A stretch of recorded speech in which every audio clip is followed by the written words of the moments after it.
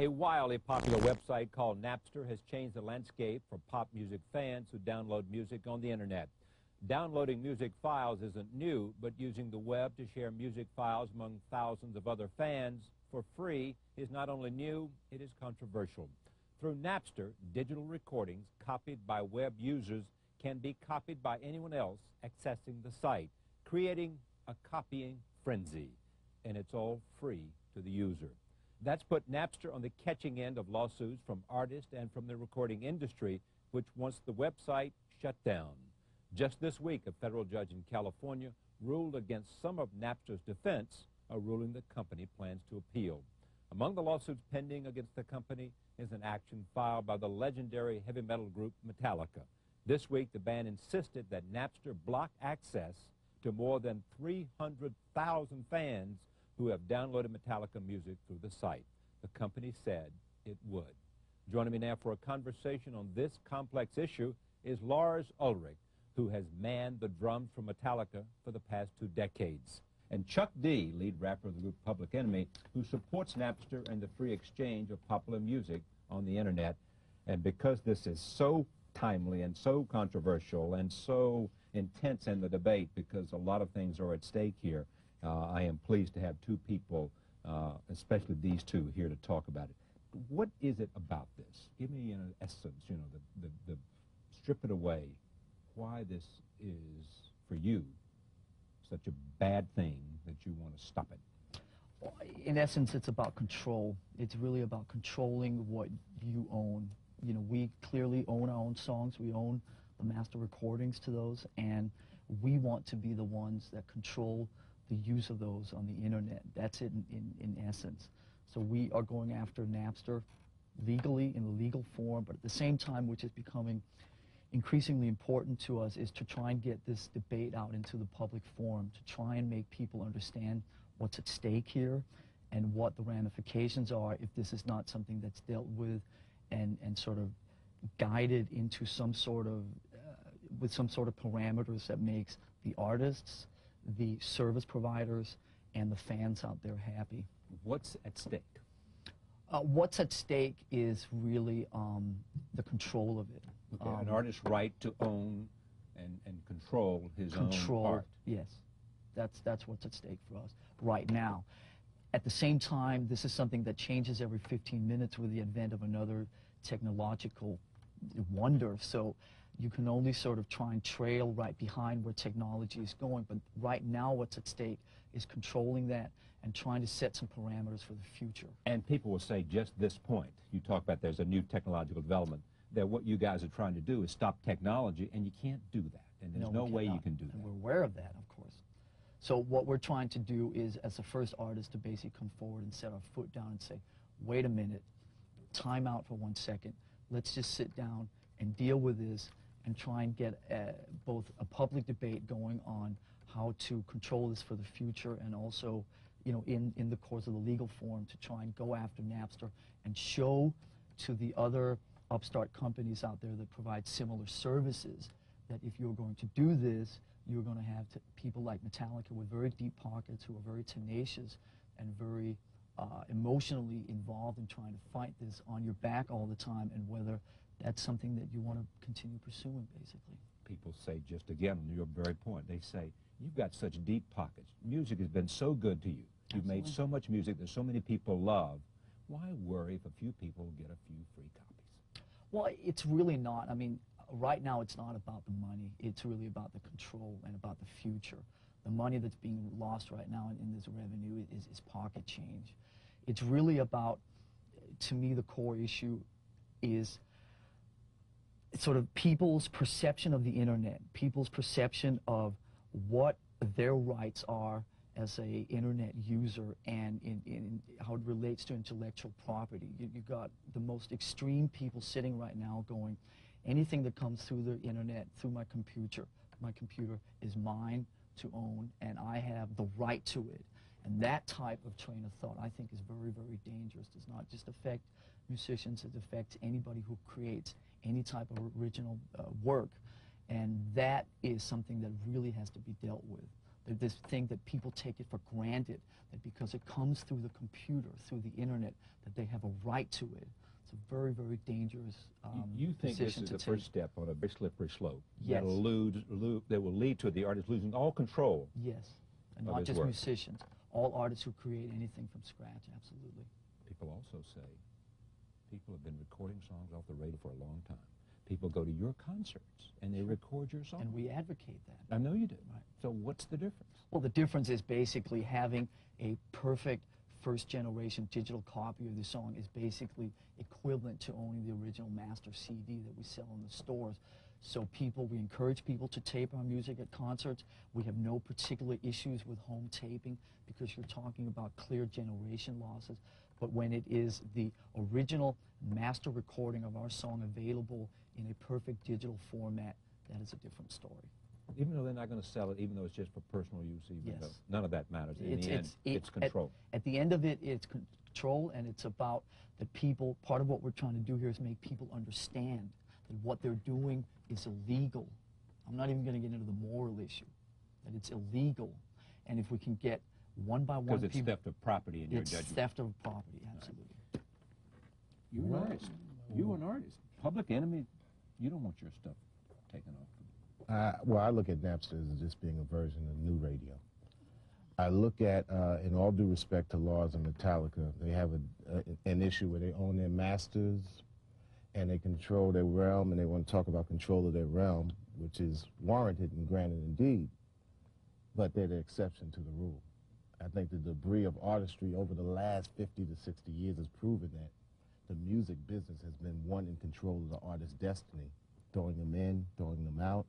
And right now, this war goes beyond their heads. This is like the power goes back to the people, because the industry has, over the last 15, 16 years, has been accountant and lawyer driven, and it hasn't been about the artistry. And I look at Napster as a situation, or the connection between file sharing, which this is, and downloadable distribution as power going back to the people. I also look at this as being a situation where, for the longest period of time, the industry had controlled technology, and therefore the people were subservient to that technology, and at whatever price range that the people would have to pay for it. Well, so, but where does the people's power stop? Well, where does an artist have the right to say, look, artists I built a life developing my art, defining my craft, meshing talent, and producing a product, and now you want to say to me, everybody can have that product? Everybody that can download off of the internet has a right to my product without compensating me? You brought up the point yourself that even in 1967, when FM radio came about, and there was this big outcry that the quality of the radio is actually going to take aboard the artist's music and take away from their sales point. When cassette recorders came in, it was this, oh, they're going to rob, they're going to take away from the sales.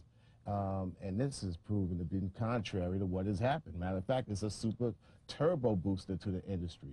What is going to take place now is that, you know, the computers have allowed the internet to actually expose music throughout the world, a greater exposure point, and for an industry that has prided itself off the enthusiasm of the fans, it's really funny hearing them trying to put their hands up and saying, well, this is the biggest thing since the Beatles, but we have to stop it until it gets regulated.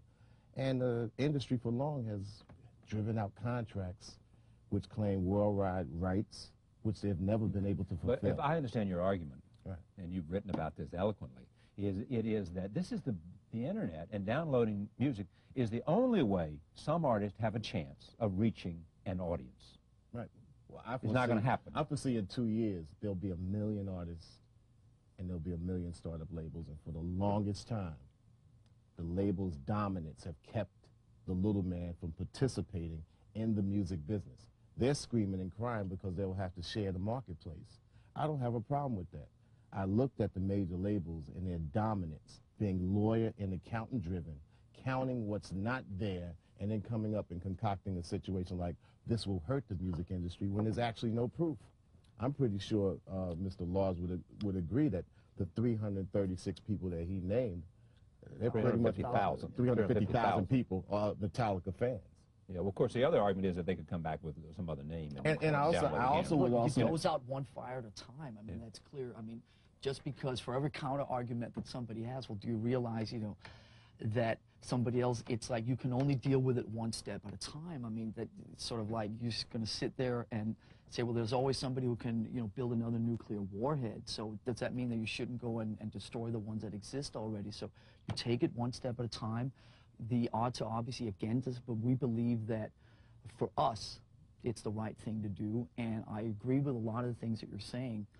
But where do you disagree with him? I mean, well, in other words, are you guys talking past each other? You agree with the young artists ought to have an opportunity to find an audience? Or do you? Well, what I agree with is that I think that for artists that want to use Napster as a vehicle to get out there, I have no problem with that.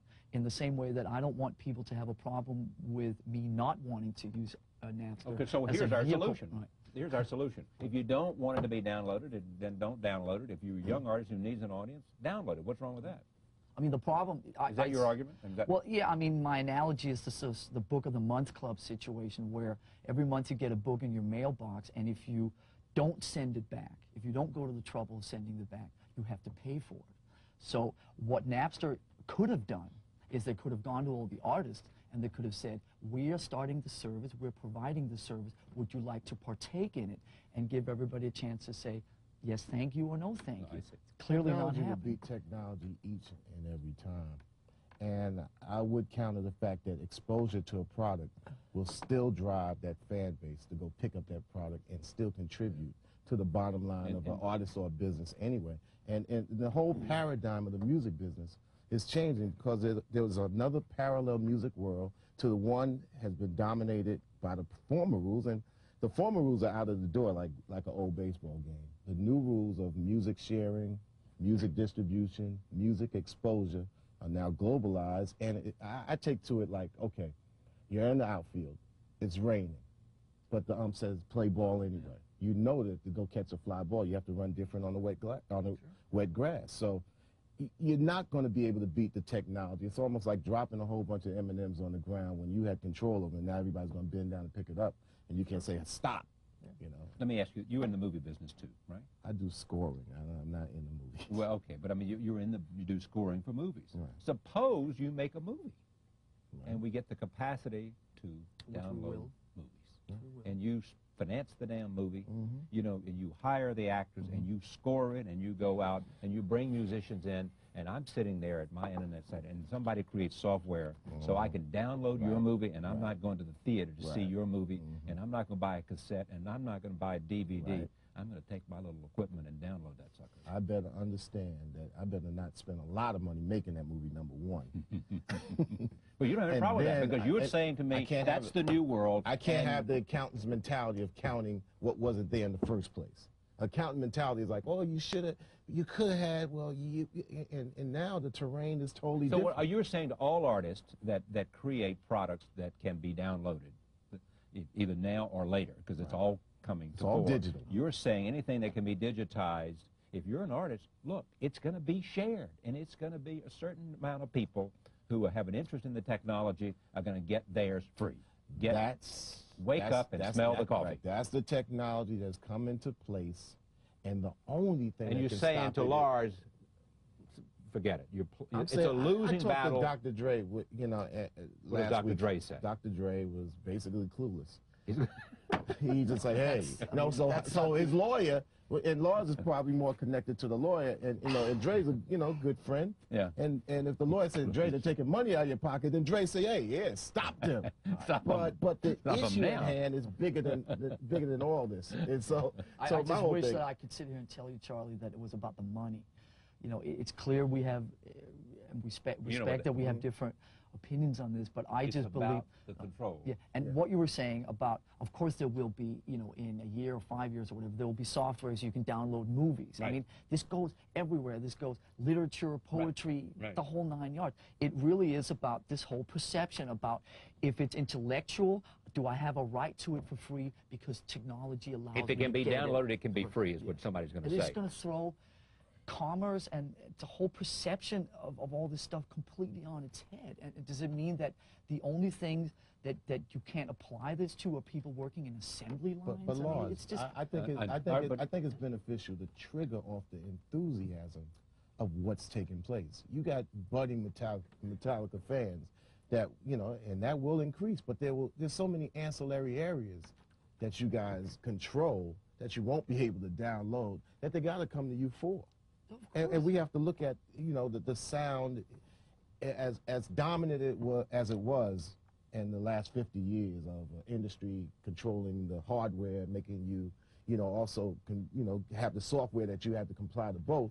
That whole paradigm has changed. So now it has to be other ancillary areas. Now many artists will have the opportunity to actually interact with the global aspect of the world, and they couldn't do that before, and the companies couldn't do that. Now, of course, if we talk about control, you know, that's a microcosm of what the big boys are going to actually say themselves, like, we have control, Charlie, and we have the control to bring you into that. Quick, which is, I think that most of what you're saying deals with the record company being these money-hungry, you know, greedy, blah, blah, blah. Remember one thing. I can guarantee you that there's nobody at Napster that is doing this as a charitable event for all of mankind, okay? There are investors behind Napster, and there are people that are sitting counting the days till Napster has an IPO offering, and they all make millions of dollars in return for their work. But there's always been the shadow of technology lurking over entertainment anyway. Right. And it's definitely been two different worlds. But there's millions of dollars involved in this in the same way that there's millions of dollars in the evil of music business, as you're saying. And I just think that it's like, if the record company bosses don't take the money, then the internet people are going to somebody's going to profit off this.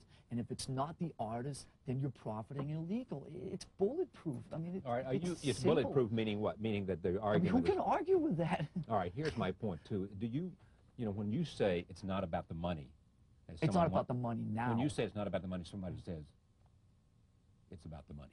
You know, it's always true. When somebody says it's not about the money, somebody says it's about the money. That can also be my counter argument. Yeah. People sit there and go, it's about greed for Metallica, but it's also a reversible greed because you're just as greedy because you don't want to pay $16 for a CD. That's the marketplace. Well, good point. Let me finish this point, though. The other point is that you think this principle is so important that if there's some fans out there that are going to be alienated because you're out front leading the fight, you're saying goodbye. Bye-bye. We got enough fans. If you don't have enough, we can spare a few. No, it's not even that, Charlie. It's if you don't have enough respect for the fact that I believe this way and that I have a right to challenge it and try and write it for what's right for me, I don't want you as a fan. Well, I think there's artists, whether they're in Oslo or whether they're in the middle of the United States, who can't get signed or probably couldn't get signed because of the limitations of the music business. This actually expands that whole paradigm, and I just think that they will thrive off the new system as opposed to trying to beg on the old system. But I'm not saying that they can't thrive on it.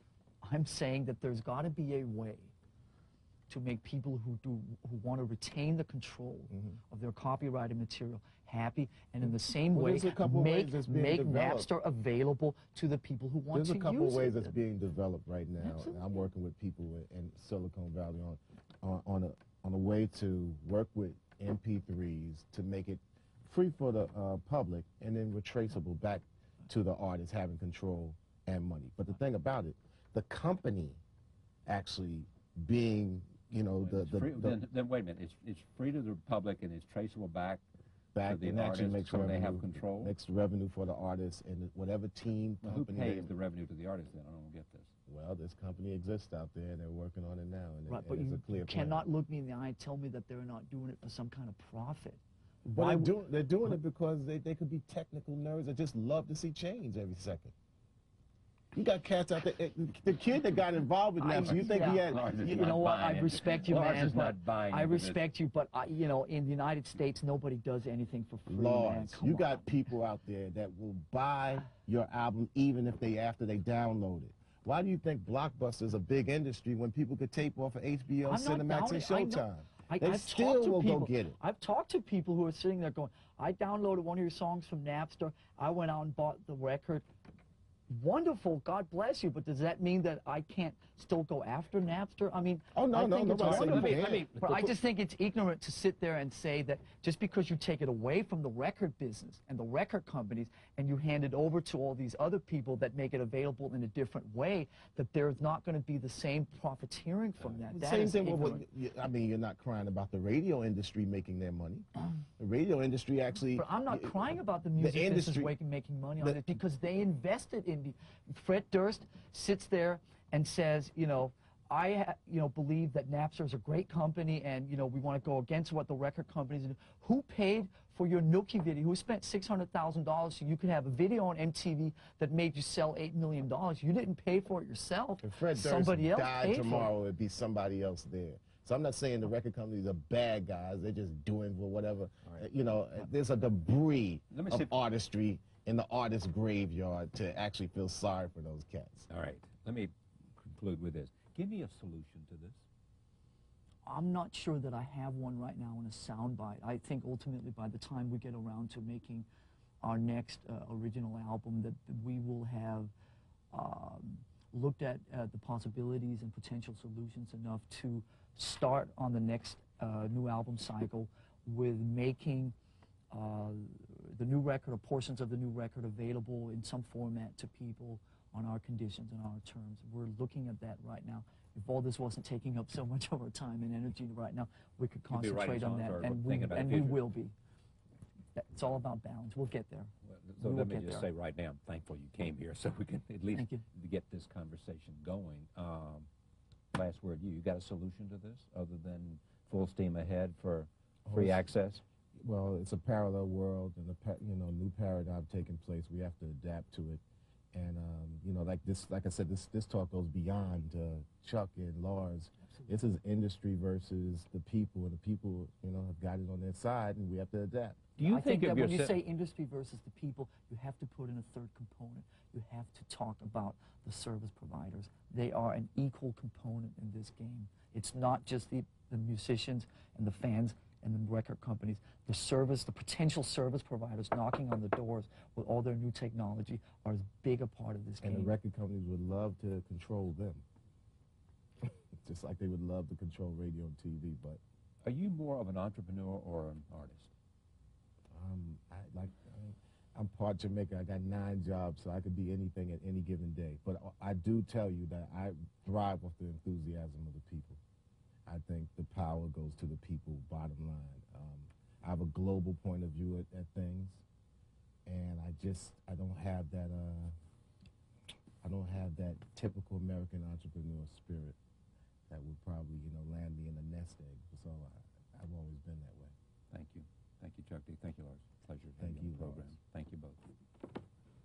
We may be able to solve this thing here if we get the Napster people in. We'll be right back. Stay with us.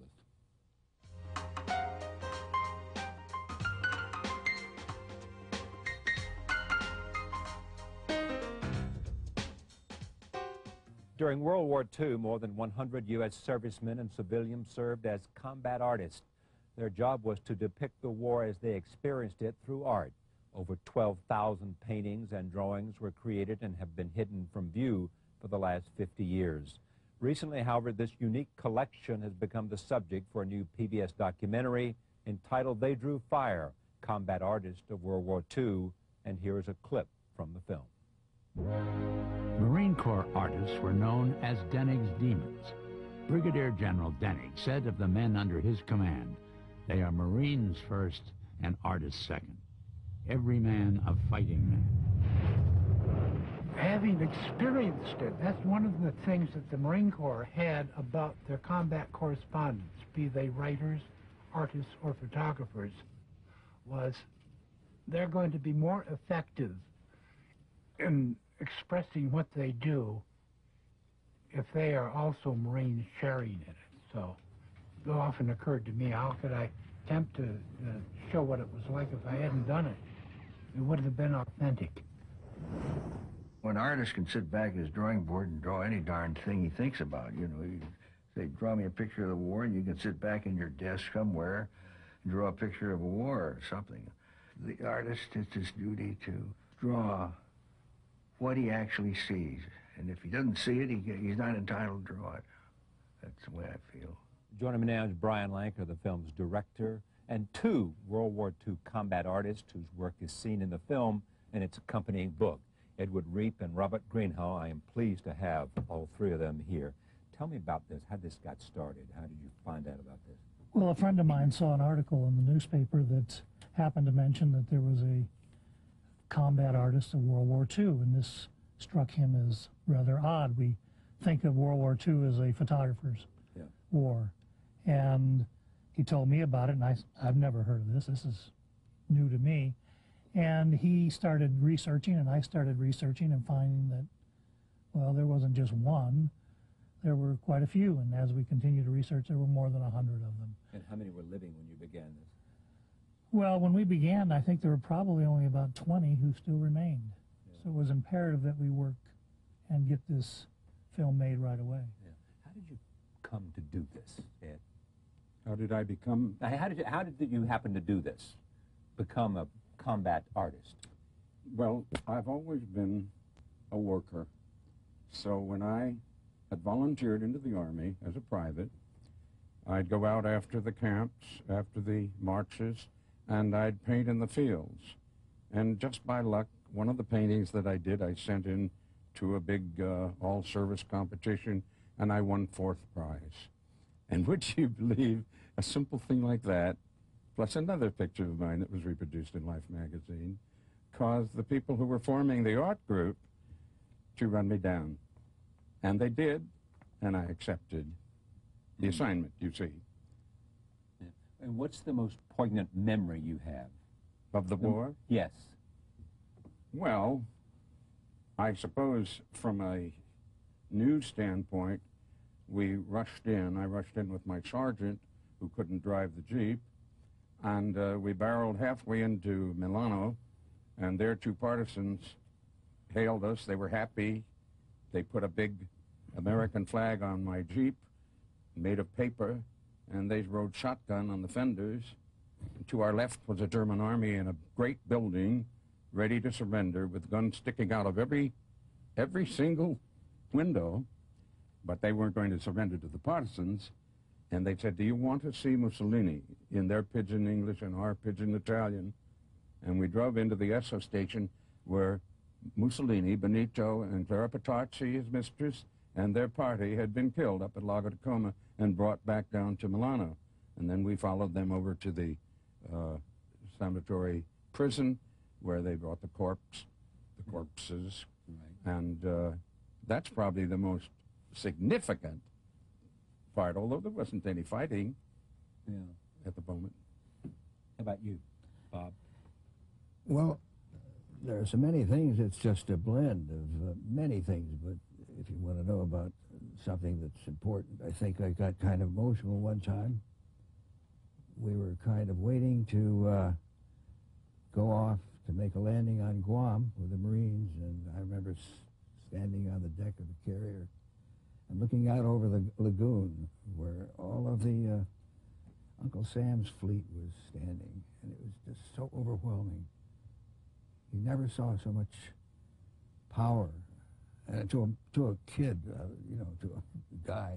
Yeah. Seeing all that equipment, seeing all those ships, seeing all those big vessels there, was just got me. I kind of remember that. I got kind of emotional about that, saying to myself, I wish people back home could see what kind of a country we have. We have a big, wonderful country. Does the work that you did show us something about the war that we might not have known? I think that the only thing I can think of, I don't know why I send artists out, except I can answer a little bit. I think that the artist kind of centers on people.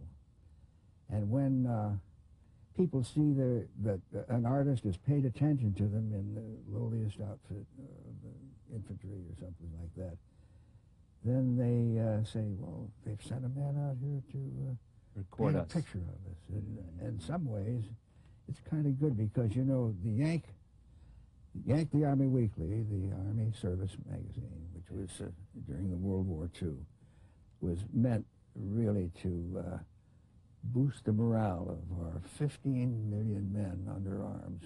15 million men under arms. So they had to think of something good to make our civilians feel well about themselves and continue to win this thing. Was it difficult to do it on the spot? Not for me. That was my job. They said to paint the war. That's what and they said, I wanted to paint the war. I wanted to get to the front. I wondered what the front lines looked like. When I was a boy, I saw a film with Lou Ayres called All Quiet on the Western Front. Great film. And I wanted to be there.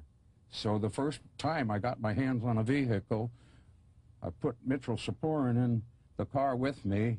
I was a lieutenant, he was a sergeant, and of course he was older than me and better than me, a better artist. And we drove to the front, and they started shelling and shelling and shelling, and Mitch said, "What the hell is that?" I said, "That's shell fire, Mitch." He said, "Well, let's get out of here, turn around." So I had to turn around. Well, but once you got to the front, did you want to stay, or did you want to get back to I stayed. I stayed at the front all the time. How many years? 2 years. 2 years at the front? Well, no, in the 2 years, probably about, if you counted it end in, maybe 14 months. Yeah. But I lived on Anzio for 2.5 months. And Anzio Beach. Anzio Beach. And that was it was a miracle. I mean, I almost got blown up a couple of times, but once when I was painting and once when I was in my foxhole.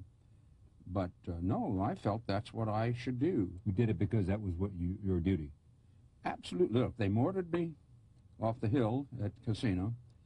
They attacked with strafing fire in our own P-38 plane, which was captured by the Germans.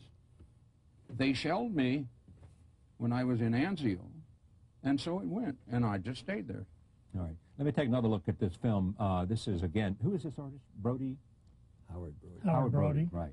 Howard Brody, recalling another unforgettable memory of the execution of 3 German spies. Here it is, and then we'll come back and take a look at some of Bob's paintings. Here it is. My most searing memory of any war was during the Battle of the Bulge, when Germans posing as GIs infiltrated our lines. I heard that we were going to execute 3 of them, and sped up to the MP post and saw these 3 men brought by a squad to 3 posts. And they were lashed to the posts, and the firing squad came up. A defenseless human is an entirely different thing than a man in action. To see these 3 young men calculatively reduced to quivering corpses before my eyes really burned into my being.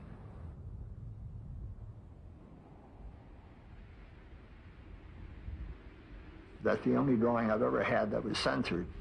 All coverage of the execution was censored. How much was censored? Very little.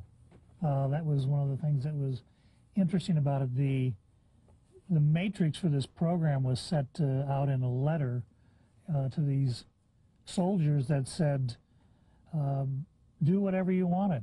I mean, go out there and if you want to express the war like Goya, his savagery, go ahead. If it's Daumier's humanity and tenderness, do that. They were really given free rein, and the reason they censored that particular drawing was because they were afraid the Germans would retaliate. But very little of the material was censored at all.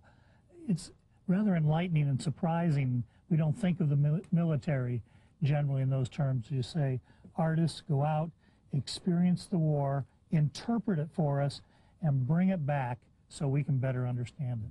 All right, let's go to some of these slides. You recognize that, Ed? I did. One of my first paintings. Yeah. That was in where? We Move Again was a title. We Move Again. It was in Italy at the beginning of the war in Italy. And that man in the back is carrying a chair, and he carried it all through battle. Is that right? The legs are sawn off of it, and he carried that chair wherever he went. Why'd he do that? He wanted a chair. Yeah, if he wanted a chair, why not? All right, next one is Orderly Room in Anzio. That's where I lived. Yeah. That's the orderly room. Wow. That's what it looked like, and they bombed it and shelled it. And how long did you say you were down to? 2.5 months, the whole time. The next one is soldier bathing. Yeah, the soldier, he was trying to get out of the army. They wanted him, he wanted to be declared crazy, but they wouldn't do it. But he lit that gasoline, that's a 5-gallon drum we all carried on our Jeeps, and he had put a hole in it and let it drip and lit it, and got in and had a nice hot bath. Next one is pack train. This will portray my foolishness. It never occurred to me that I could be hurt, and so I wanted to study the big shells coming in Anzio Harbor. Right. So I got out on the pier and I studied the geysers and painted this picture. Next one is Fire Direction Center. Yeah, well, that was in Bougainville, and happened to be, that's a dugout, sandbagged all around, as you can see, and it was during the second battle of Bougainville. Right. We had big artillery there, and that was kind of noisy. And The next one is a portrait of you drawing by candlelight. oh, that's in Bougainville. My good old buddy Dill Ferris took that, Sergeant Dill Ferris. You see that I didn't have any light, and I had to, maybe I was finishing that very drawing, I don't know, but that's a tent there, and I had my sketch box there I'm working on. And you'll notice the patch on my left shoulder is a war correspondent patch. Well, we had standing of civilian war correspondents, although I was an enlisted man, and an enlisted man for over 4 years. Next one is on the flight deck and headquarters at Guam. This is on the flight deck. That is on the flight deck of the aircraft carrier Belleau Wood, Princeton-class carrier, and it was on, the drawing is made on the occasion of our bombing of Wake Island. Wake Island was one of the islands that Uncle Sam lost during the early part of the war, and we went back to bomb it and make an air raid on it. And that shows a TBF, a Grumman TBF bomber taking off. The Airedales are getting it ready to take off. The next slide, headquarters at Guam. Headquarters at Guam. That is the tent of the general in charge of the landing of Guam, and Robert Geiger, Major General of the 1st Marine Provisional Brigade, I do believe. This is only 60 years later or something like that. I think that's the name. And he's talking to General H.M. Smith. H.M. stands for Howlin' Mad. Howling Mad Smith. Yeah. And he's telling Howlin' Mad Smith that I really am sorry. I just weep whenever I see one of my men, my Marines, dead. It just breaks my heart. That's a quote. I was standing there listening to those guys talk, and I was just standing there, and I don't think anybody noticed me, but I was just making a sketch of what they were doing. And I was sort of, you're sort of a reporter. That's what you are. My thanks to Brian Lanker, director of this film, Ed Reed, war artist, Robert Greenhall, war artist. This film, They Drew Fire on PBS May 15th at 10 p.m. We'll be right back. Stay with us.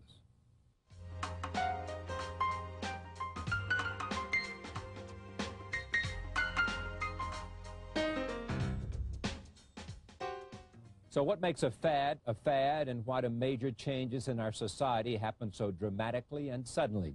Those questions are at the heart of a new book called The Tipping Point, How Little Things Make a Big Difference. It is the first book from Malcolm Gladwell of the New Yorker magazine, and I am pleased to have him back to talk about this book. Welcome back. Thank you. Great to see you. Yes. Where did this idea come to you? Well, I was writing about, a couple years ago, I was covering the AIDS epidemic. Right. And I got very interested in the kind of internal dynamics of epidemics, because they have their own sort of weird logic. And it just began to occur to me that I didn't understand why, when we talk about contagious things, we confine our conversation to viruses or to diseases. Because clearly, the phenomenon of disease could be attributed to other places, other ideas. But also, yes, exactly, those same principles. I mean, so many different things are other things, ideas, trends, song lyrics, are contagious in precisely the same way. I mean, I talk in the book about the word yawn. If I say the word yawn long enough, you will start yawning. And exactly. People watching a show will start yawning. That's an incredibly contagious word. And it's contagious in precisely the same way as... Contagious meaning everybody catches it, or everyone's contagious? catching it. Right. It's It's spreading from one source everywhere. But the same thing is true for, I think, for products or ideas or behaviors, especially. I talk in the book about all kinds of contagious behaviors. All right, what about people? I mean, you got this some understanding of this in some serious way from people like Grodzin and others who...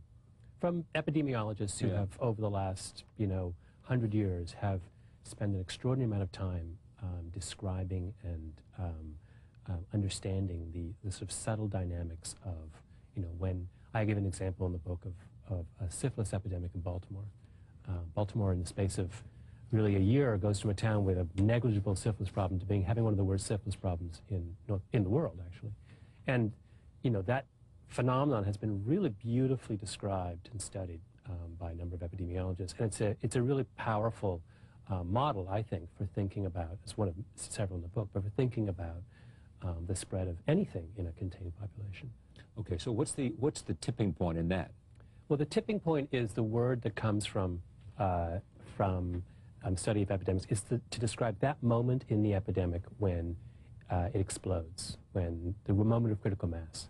And if you look at every epidemic, there is always that moment when the curve suddenly shoots up very sharply and dramatically. And so understanding how you can get to the tipping point is really is the critical question when you're looking at something that's contagious. How can I bring this... I think the critical question is, what is the tipping point? But you don't think so. Yes, well, that's also... No, you're absolutely right. That's also critical, because it differs from epidemic to epidemic. I mean, if you look at New York City crime, for example, two clear tipping points. Late 60s, 67, 68, when crime explodes in the space of 2 years. We go from a city with a very... New York has a very minor crime problem until the late 60s. And then mid-90s, when crime suddenly tips down, and in the space of 2 years, when murder drops by 2/3. Okay, so what are the tipping point in both of those? The tipping point, well, I talk a lot in my book about the latter case. I imagine, I think that the 60s one is a harder example. In the latter case, I do think it was some combination of innovative police strategies, broken windows theory, greater community involvement, that kind of... It was a bunch of little things that had a really dramatic impact on this. Take some fads and show me where the tipping point is, or will be, or likely to be. The word-of-mouth epidemics are something that I spend a lot of time on in the book. I mean, and the great sort of historical example that has where the tipping point is really obvious is Paul Revere's Midnight Ride. Most famous word-of-mouth epidemic of all time. Yes.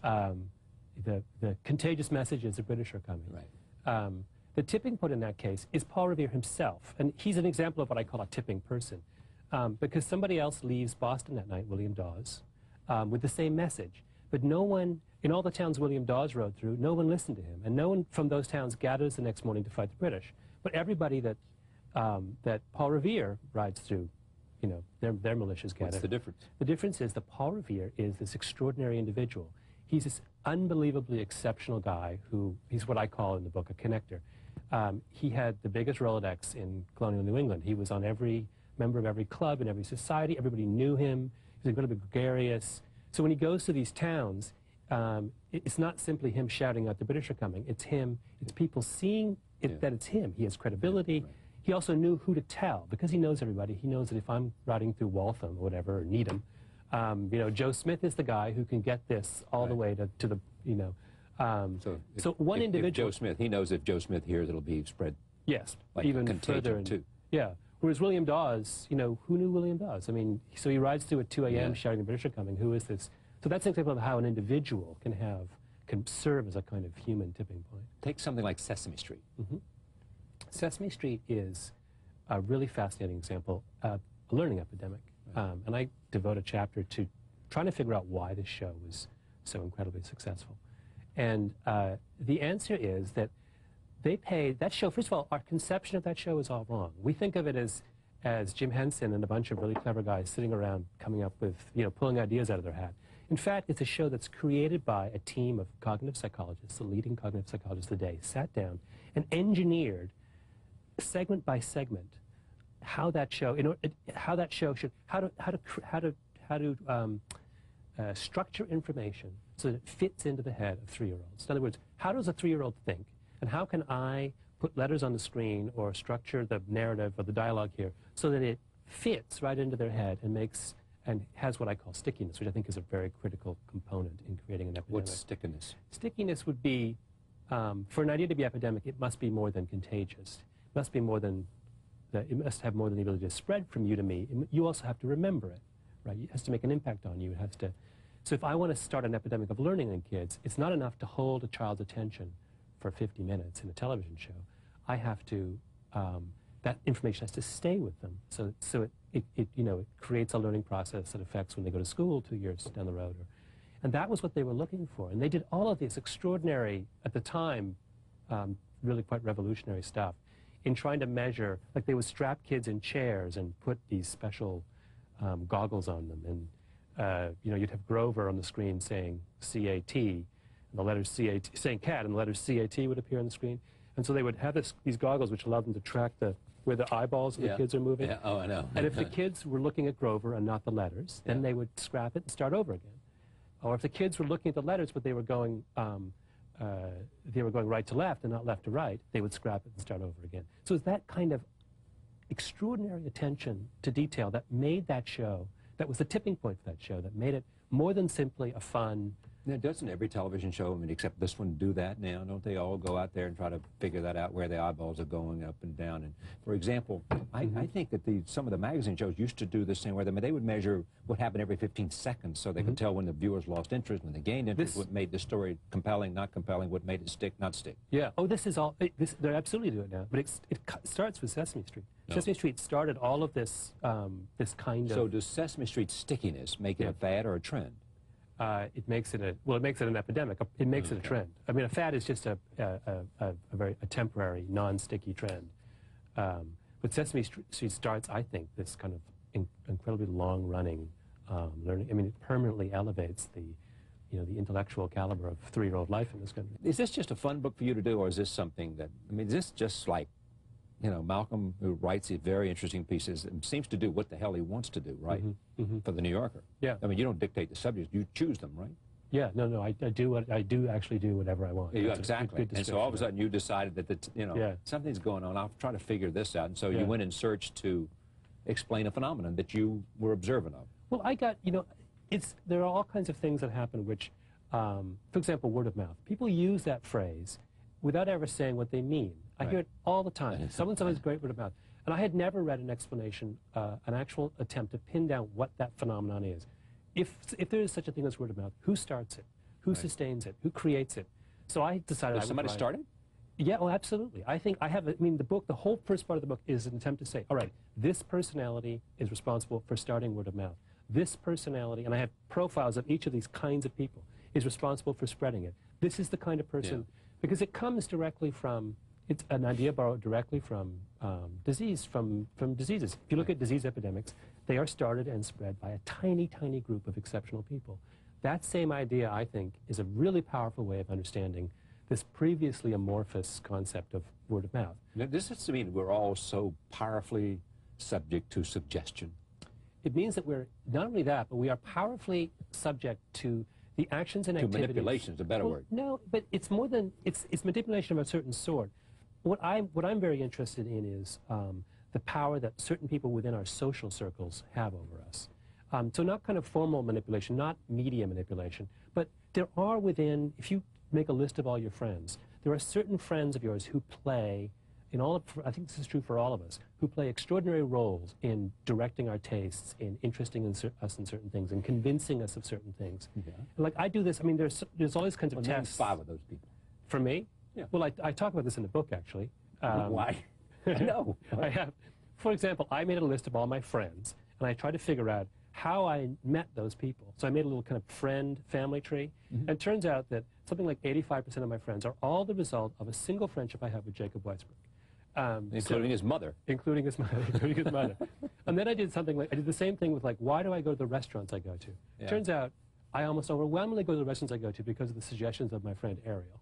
So we have Ariel, who controls a huge segment of my social life. Well, maybe Ariel has a track record in suggesting good restaurants. That probably contributes to it. Well, it does, but all of Ariel's friends are relying on Ariel for restaurant advice. So I actually think you can construct a kind of explanation for why restaurants get hot in Manhattan entirely based on because of Ariel? Well, not just Ariel alone, But like, there are probably How many restaurants are going to be calling for Ariel's number? there may be 2 or 3 dozen Ariels in Lower Manhattan, who I think have extraordinary power over what restaurants get hotter. I think you are nuts. No, do you think so, really? Oh, it's about 3 or 4 Ariels that decide whether a couple of guys who've invested millions of dollars in a restaurant, and they didn't know that Ariel was out there, so they This failed. is the structure of social. This is when you understand what word of mouth and understand what social epidemics are. They rest on the and it's completely counterintuitive, but they rest on the actions of a Take something like one of my favorite restaurants, Pastis. I mean, it's all of a sudden it's very trendy, very popular, very whatever. Yeah, you know. Yeah. Right. Well, Pastis. Now, this doesn't account for all social phenomena. Pastis, I don't think, is an epidemic phenomenon because it's a guy with had incredible track record, a lot of media coverage. A lot of friends. That was very, very conventional. Oh, okay. But there are other cases of restaurants that, for no apparent reason, get incredibly. I mean, some percentage, say 50% of like the hot restaurants in the city are hot for no apparent reason. And that's when you have to start thinking about the sort of principles of. All right, this little old book here is number 17 on the New York Times bestsellers, right? 13. 13. Yeah, moving up. Next week is 13. Next week. Oh, so how would I know that? Yeah. No, that's why I'm telling you. Is there a tipping point in which it might? Well, I think if it's on the list, it's tipped. Oh, it's tipped. Okay, Yeah, so just being on the list means it's tipped. Yeah, I think so. I mean, it's certainly selling well enough to say that it's tipped. All right, the tipping point, how little things can make a big difference. Thank you. Thank you. Thanks for joining us. See you next time.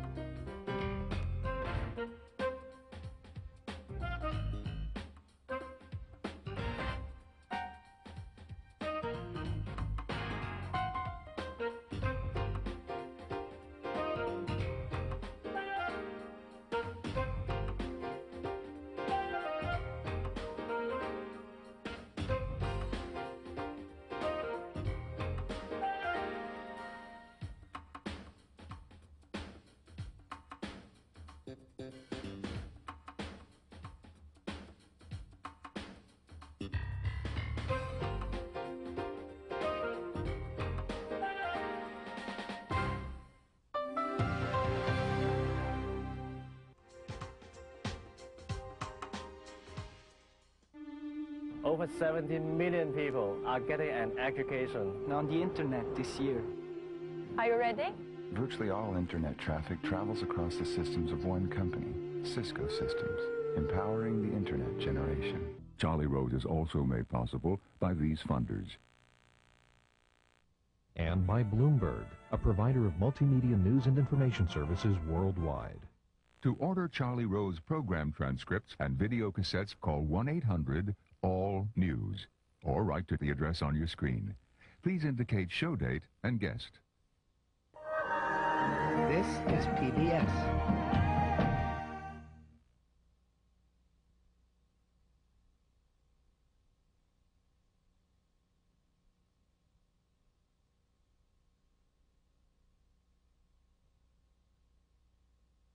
On the next Charlie Rose, one of the men behind that now famous Clinton video from the White House press dinner.